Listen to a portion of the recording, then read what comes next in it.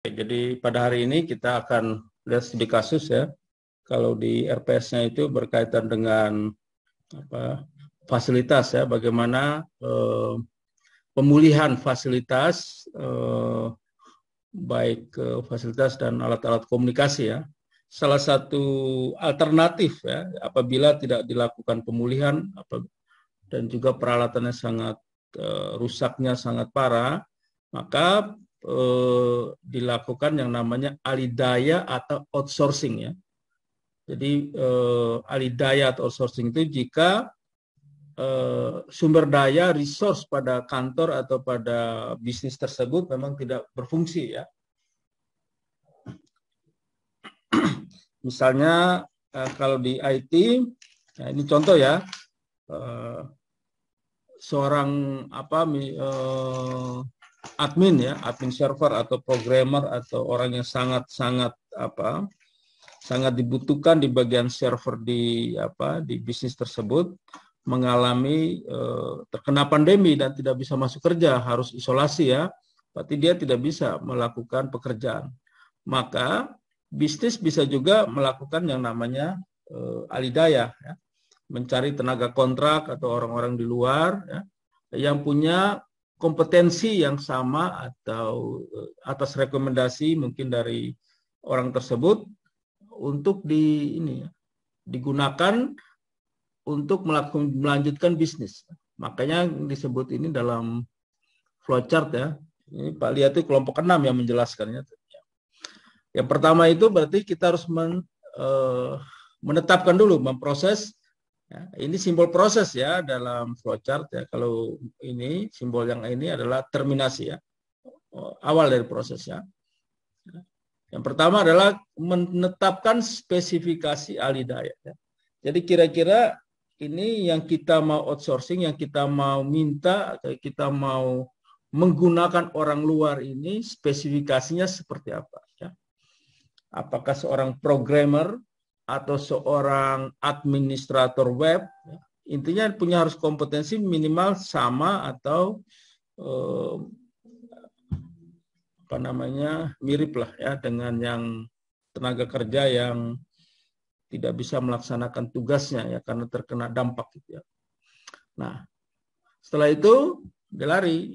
Ini simbol belah ketupat ini adalah decision ya. Ini kalau dalam flowchart, dalam pseudocode ya, Anda algoritma itu Anda menggunakan struktur if then gitu ya, jika maka ya. Nah, jadi ini sebenarnya kita kalau baca aja pertanyaan, apakah tersedia pihak ketiga untuk melaksanakan alidaya? Keluarannya itu pasti biner, ya atau tidak ya. Dua, yes atau tidak. Kalau tersedia, maka dia masuk ke 3B. Kalau tidak, masuk ke sini. Karena tidak ada sumber daya, maka alidaya, outsourcingnya itu pasti dibatalkan, tidak diteruskan. Artinya apa? Aktivitasnya ditunda, berarti bisnisnya macet, bisnisnya ditunda gitu ya. Karena memang tidak ada alternatif lain. Karena alidaya ini boleh dikatakan sebagai alternatif terakhir ya. Gitu ya.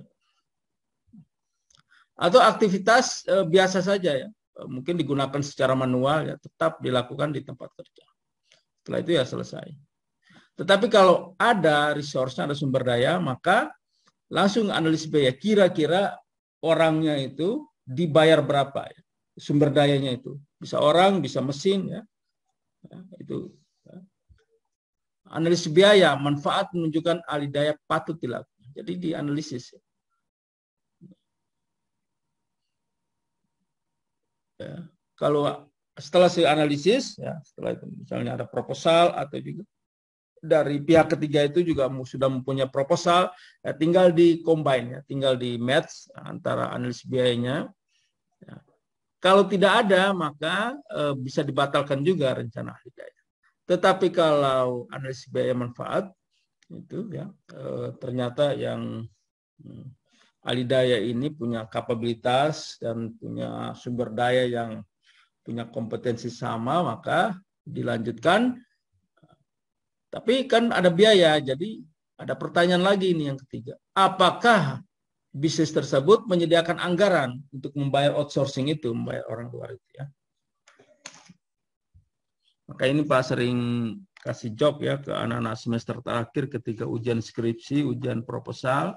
Mudah-mudahan itu tidak berlaku kepada Anda ya. Nah, itu.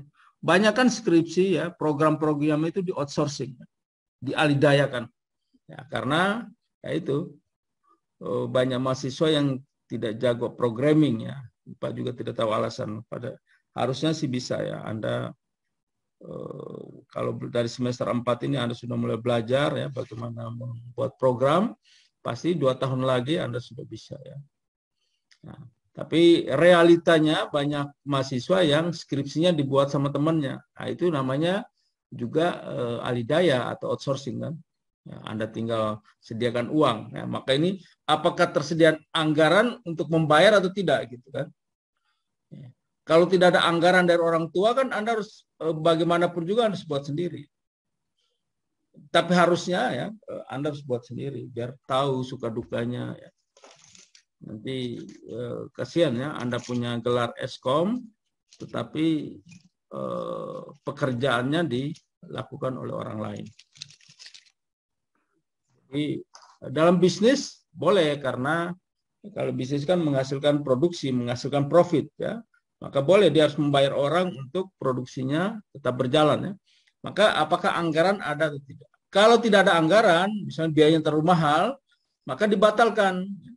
Wah, tidak masuk lah misalnya, tidak masuk ke hitungan atau keuntungan bisnis. Mendingan bisnisnya ditunda ya atau tetap bekerja seperti biasa.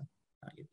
Tetapi kalau ada anggaran dan hitungannya masuk, ternyata kalau kita menggunakan outsourcing itu mendapatkan keuntungan pada bisnis, maka dilanjutkan. Ya, dilanjutkan. Nah, sehingga lanjutannya itu apakah kita menggunakan kontrak atau tidak gitu ya. Nah, kalau menggunakan kontrak maka dibuatlah kontrak ya. Lakukan proses pengadaan, ya. Masukkan spesifikasi alidaya ke dalam ketentuan klausul kontrak kerjasama pihak ketiga. Jadi dalam perusahaan besar bisa dilakukan lelang ya. Dibutuhkan ya, outsourcing alidaya misalnya programmer atau analisis atau database ya, programming atau admin database ya. Nah, bisa dilakukan lelang sehingga spesifikasinya itu dimasukkan dan orang bisa melamar ya. Atau pihak-pihak ketiga yang lain yang punya perusahaan IT bisa melamar ya. Tapi jika tidak pakai kontrak, hanya panggil saja, misalnya harian atau mingguan, kita butuh hanya misalnya si sumber daya yang terkena dampak itu isolasinya 1 minggu ya. Berarti yang kita outsourcing, kita panggil orang lain itu cukup 1 minggu ya, tidak usah pakai kontrak, kita bayar saja per hari ya. Maka ini namanya on call basis ya. Jadi on call basis ini ya kita bayar berdasarkan apa yang dikerjakan ya. Kalau istilahnya upah harian lah. Kamu minta berapa, hari itu kamu kerjakan apa.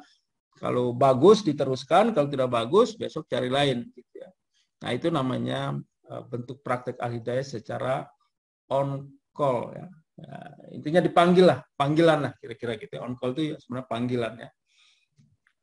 Tapi kadang-kadang kalau panggilan kan tidak menjadi prioritas. Kalau bisnis lain juga menggunakan dia, saat kita butuh, malah dia tidak ada. Tetapi kalau dengan kontrak, wah itu kan sudah terikat. Jadi pasti fokus ya, pada bisnis tersebut. Ya, jadi ada untung ruginya. Ya, jadi kalau untungnya sudah dikontrak misalnya 1 bulan, kerja atau tidak kerja tetap ya digaji, dijalankan. Nah, itu kerugiannya. Mungkin pekerjaan performanya mungkin 1-2 hari tidak terlalu banyak pekerjaan, hanya duduk saja, hanya memantau. Ya, tetapi karena sudah masuk kontrak, maka tetap dibayar. Tapi kalau on call, ini kan tergantung dari kapan dibutuhkan. Kalau tidak dibutuhkan, ya tidak dipanggil. Nah, seperti itu. Nah, itu untung ruginya.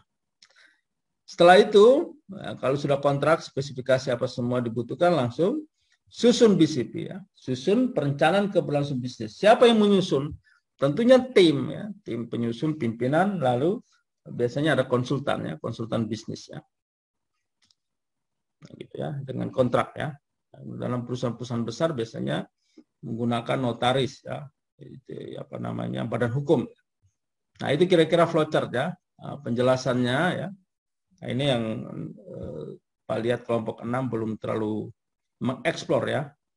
mungkin karena kurang membaca atau bagaimana, tetapi harusnya Anda ya, dikasih tugas itu, apalagi waktunya 2 minggu ya, Anda mencari referensi-referensi yang mungkin Anda tidak pahami, tetapi Anda kalau mencari ya pasti ketemu dan Anda bisa menjelaskan.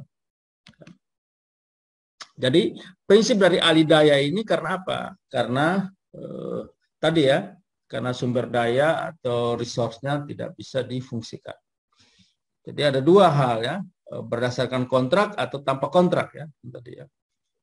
Jadi tujuannya itu pimpinan harus menyusun BCP untuk alidaya ya. Kalau kita sudah sepakat bisnis tersebut melakukan outsourcing, maka harus menyusun BCP. Yang kedua adalah menunda aktivitas untuk melakukan aktivitas tempat kerja. Ya. Jadi kalau alidaya itu memang dilakukan karena itu pilihan yang terakhir ya. Mau tunda aktivitas atau tetap melakukan aktivitas. Nah, itu pilihannya. Sedangkan dalam menyusun ya BCP-nya ini biasanya kalau pimpinan belum berpengalaman melakukan yang namanya outsourcing, maka biasanya didampingi oleh konsultan ya, bisnis konsultan atau disingkat BC. Ya. Setelah itu pasti perlu ada tenaga kerja untuk pengadaan, sehingga ini juga orang harus mengerti ya, tahap-tahap pengadaan gitu. Ya. Apalagi bisnisnya bisnis BUMN ya, dalam negeri punya negara gitu ya, kayak seperti bank, telkom ya, perusahaan-perusahaan negara BUMN. Ya. Itu pasti unit kerja pengadaan itu pasti ada. Sehingga tim teknisnya lah itu pasti kerjaannya lebih aplikatif. Nah,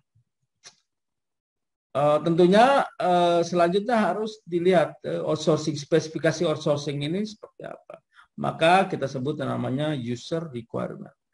Permintaannya, spesifikasinya seperti apa. Misalnya dibutuhkan administrator server, administrator base data, tapi yang menguasai apa? Jadi kita harus tahu di perusahaan bisnis itu menggunakan sistem operasi apa di server gitu ya. Setelah itu punya topologi jaringan seperti apa ya. Itu spesifikasi itu harus kita berikan sehingga yang kita kasih outsourcing juga kerjanya tepat, jangan sampai datang malah tidak memahami. Nah, setelah itu membuat yang namanya KAK atau kerangka acuan kerja atau kira-kira panduan lah. Kalau Anda mahasiswa itu biasanya membuat proposal ya seperti itu ya. Untuk membuat sebuah kegiatan ya, jadi panduan-panduan itu yang kita sebut dengan KAK atau Term of Reference. Tapi lebih teknis.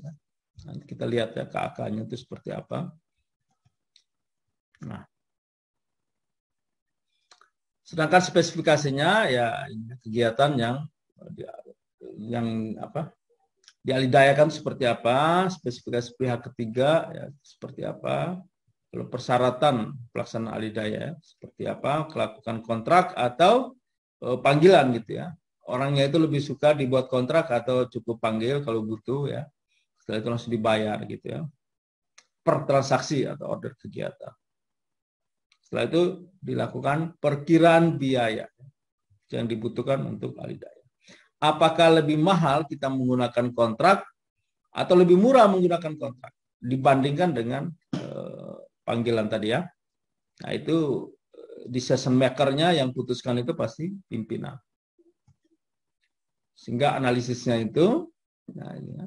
Jika tidak tersedia pihak ketiga yang dapat melaksanakan alidaya, ya, demikian dalam pandemi ya, orang juga pasti keluarnya takut atau mungkin di remote dari pekerjaan dapat dilakukan dari rumah, KDR ya, kerja dari rumah atau work from home ya. Maka alidaya tidak dapat dilanjutkan karena memang tidak ada orang. Tetapi kalau secara ekonomis juga tidak dapat dijalankan, terlalu mahal gitu ya, karena organisasi tidak memiliki anggaran, ya, bisa jadi tidak dapat dilaksanakan. Jadi 3 hal ini sebagai analisis, apakah alidaya dibatalkan atau dilanjutkan. Ya. Karena risikonya pasti aktif dapat ditunda, menunggu ya pegawainya itu si ahlinya itu sembuh dulu dari COVID ya baru dilakukan. Tapi pasti ada hitungan-hitungan ya, risikonya pasti bisnisnya mungkin tidak jalan ya atau diliburkan sehingga profitnya juga pasti akan menurun. Ya. Nah itu kira-kira yang namanya analisis ya, ketiga poin itu. Lalu apabila alidaya atau outsourcing itu dilaksanakan, maka dilakukan ya implementasinya. Apa yang harus dilakukan? Yang pertama tentunya harus buat kontrak, ya. Kontrak perjanjian kerjasama. Ya pakai pasal-pasal itu ya.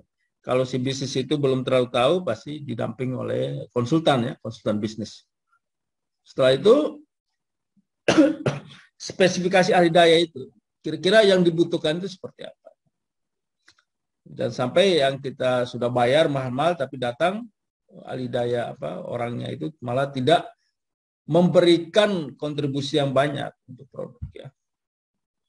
Maka kita harus memasukkan spesifikasi alidaya.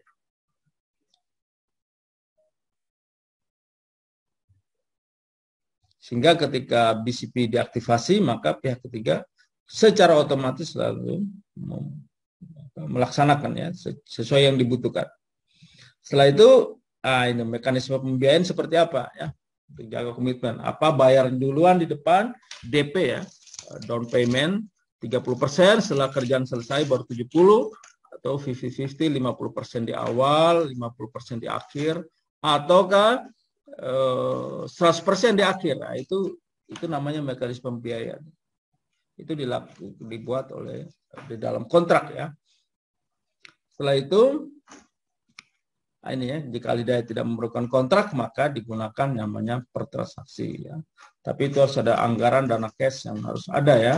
Jadi ketika kerjaan selesai, ya, harus dibayarkan. Nah itu namanya implementasi alidaya. Lalu ada beberapa, kira-kira 8 ya, kiat-kiat menyusun alidaya. Yang pertama itu man-nya ya. Manusianya itu harus bagus ya. Personal yang akan berkoordinasi dengan pihak ketiga itu ya. Harus lobby-lobby. Jangan sampai personel yang kita bisnis tentukan itu malah menguntungkan dirinya sendiri gitu ya. Nah, itu tidak bagus ya. Jadi kita harus mencari personel yang tepat ya dalam sebagai penanggung jawab ya, dari bisnis dan juga dari pihak ketiga. Sehingga dia bisa melakukan namanya format instruksi ya, perintah kerjanya seperti apa. Setelah itu media instruksi atau perintah kerja. Nanti misalnya kerja dari rumah, kita melihat progresnya apa, gunakan telepon, email, aplikasi atau surat. Setelah itu isi konten instruksinya seperti apa, apakah dalam tulisan atau dalam bentuk kontrak atau seperti apa ya. Itu yang dilakukan oleh bisnis terhadap personil ya. Yang kedua yaitu ya, siapa saja personil lainnya ya. Tentunya yang mendukung ya outsourcing itu. Karena kalau outsourcing itu dilakukan pada level menengah, middle atau ke bawah, berarti kan jauh dari pimpinan ya. Maka butuh orang lain untuk mengawasi gitu ya. Sehingga disebut di sini beserta tugasnya masing-masing, persyaratan harus dipenuhi, batasan dan asumsi sesuai dengan ketentuan kerja sama untuk alidaya dengan kontrak ya. Jadi harus dipahami ya, tenaga-tenaga teknisnya di bawah juga harus pahami tentang pekerjaan outsourcing. Ya, Pak contoh kan di Kupang ini ada banyak ya bisnis-bisnis atau perusahaan yang menggunakan outsourcing ya. Paling tidak itu menggunakan outsourcingnya cleaning service ya. Kalau di Stikom ya jadi pegawai, tetapi ada beberapa bisnis tertentu yang tidak mau tahu ya. Ada yang menggunakan outsourcing ya, untuk cleaning service, sehingga dipantau, dievaluasi, dianalisis kalau memang pekerjaannya ada laporan pekerjaan kurang bagus ya, bersihnya kurang bagus, ya bisa ditelepon ke pihak ketiga tadi, tolong ganti ini cleaning service-nya karena kinerjanya tidak baik. Nah, berarti pihak ketiga juga langsung merespon dan bisa mengganti. Nah, kira-kira seperti itu. Jadi personel yang memantau, memonitoring itu juga sangat penting ya. Beda dengan Stikom ya. Stikom ini kan pegawai asli. Jadi mau tidak mau kerjanya bagus atau tidak bagus tetap digaji ya. Contohnya Umbu ya. Kadang-kadang kerjanya uring-uringan, tapi tetap digaji ya itu. Nah, itu bedanya ya. Tetapi kalau menggunakan outsourcing, ya, kalau kamu tidak bagus, bisa digantikan orang lain. Setelah itu mekanisme penyelesaian tagihan pembayaran terhadap pelaksanaan tadi sudah ya. Jadi ini juga harus jelas ya, penyelesaian tagihan pembayaran, jangan sampai ada komplain di belakangnya. Nah, yang keempat ya pemantau. Nah ini MONEV ini, monitoring dan evaluasi ini yang penting. Nah, digunakan apa? Apakah tabel atau formulir atau seperti apa? Nah, misalnya menggunakan checklist ya. Kalau contohnya outsourcing untuk apa tadi? Kebersihan ya, berarti di list ya, misalnya ada 8 kamar mandi ya di checklist. Kira-kira sudah bersih atau belum kamar mandi, ruang kelas ya, atau lab nah, seperti itu. Dibuat tabel formulir sehingga memudahkan orang untuk melakukan pemantauan. Setelah itu waktunya kapan harus dipantau ya, frekuensi koordinasi dan pelaporan. Itu juga sangat penting dalam penyusunan BCP. Nah, setelah itu tentukan mekanisme tinjau atau evaluasi kinerja ahli daya. Jadi untuk menentukan outsourcing-nya itu kontrak dilanjutkan atau tidak itu harus buat dalam sebuah mekanisme. Misalnya kontraknya 1 bulan, selama 1 minggu tapi kerjanya tidak menunjukkan performa yang baik. Nah, bisnis bisa tidak menghentikan kontraknya itu. Tapi resikonya pembayaran seperti apa ya? Nah, kira-kira seperti itu.